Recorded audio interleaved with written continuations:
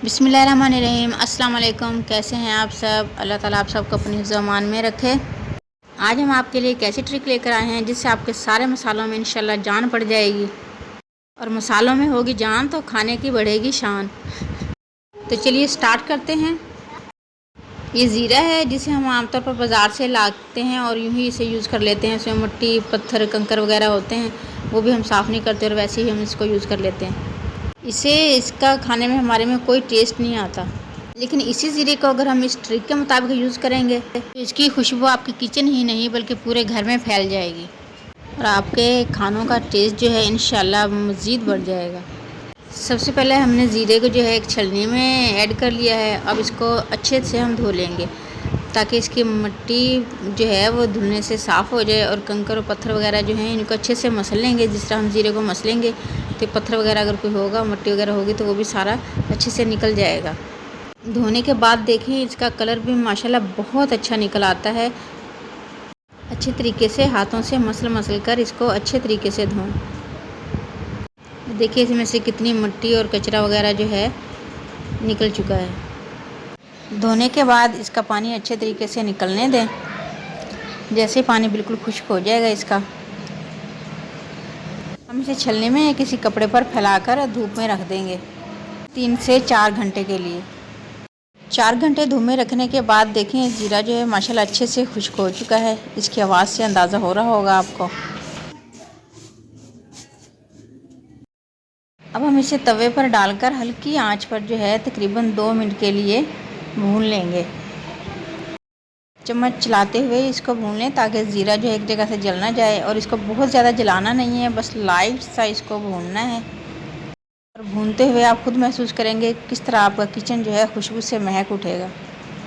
और ज़ीरे की जो असल खुशबू है वो इसे धोने और हल्का सा रोस्ट करने के बाद ही आपको महसूस होगी। ये देखें इतना स्लो फ्लेम होना चाहिए, और इतनी स्लो फ्लेम पर आप इसे तकरीबन 2 से 3 मिनट ही रोस्ट करें। हमें तकरीबन 2 मिनट हो चुके हैं इसको रोस्ट करते हुए। अब हम इसे किसी बर्तन में निकाल लेंगे। ये देखें माशाल्लाह से इसका कलर भी देखें।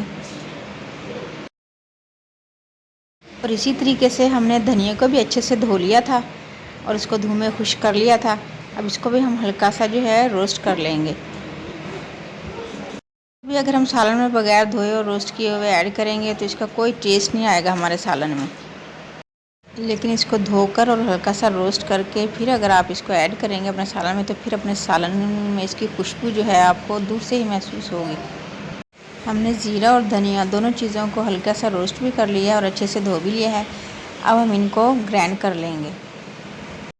अब ये आप पे डिपेंड करता है, आप इसका पाउडर बना लें या मोटा मोटा सा कूट लें इस तरीके से। हमने इनको मोटा मोटा सा बस ग्राइंड किया है, क्योंकि इस तरीके से ग्राइंड करने से इसका टेस्ट जो है मज़ीद जो है बढ़ जाता है। अगर हम धनिया और ज़ीरे का बिल्कुल पाउडर बना लेंगे तो फिर भी हम वो टेस्ट नहीं हासिल कर सकेंगे। लेकिन कुछ लोगों को धनिया और ज़ीरे का टेस्ट जो है खाने में ज़्यादा अच्छा नहीं लगता, तो वो बिल्कुल पाउडर बना लें तो ज़्यादा बेस्ट है। और हमने कुछ ज़ीरा जो है साबुत भी रखा है, जिसे हम हाथ की मदद से क्रश करके भी ऐड कर देते हैं। कुछ खानों में हाथ की मदद से क्रश करके हम ऐड करते हैं।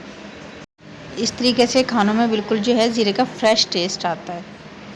आपको जिस तरीके से अच्छा लगे आप उस तरीके से मतलब ज़ीरा और धनिया यूज़ करें, लेकिन इसको धोना और हल्का सा रोस्ट करना बहुत ज़रूरी है। इस तरीके से हम घर पर अपने खालिस मसाले जो है बना सकते हैं, और हमें पता होता है कि हमने इनको सफाई से बनाया है। खाने के टेस्ट में भी कई गुना इजाफा कर देते हैं। हम बाज़ार से भी आसानी के लिए पिसा हुआ धनिया और ज़ीरा ले सकते हैं, लेकिन इसमें मिट्टी, कंकर, पत्थर सब कुछ जो है पिसा होता है, और खाने में भी उनका कोई टेस्ट नहीं आता। टिप्स अच्छी लगे तो इसे लाइक और शेयर ज़रूर कीजिएगा। सबको दुआ में याद रखें, सबकी दुआ में शामिल रहें। अपना ढेर सारा ख्याल रखें। इस वीडियो तक के लिए अल्लाह हाफिज़।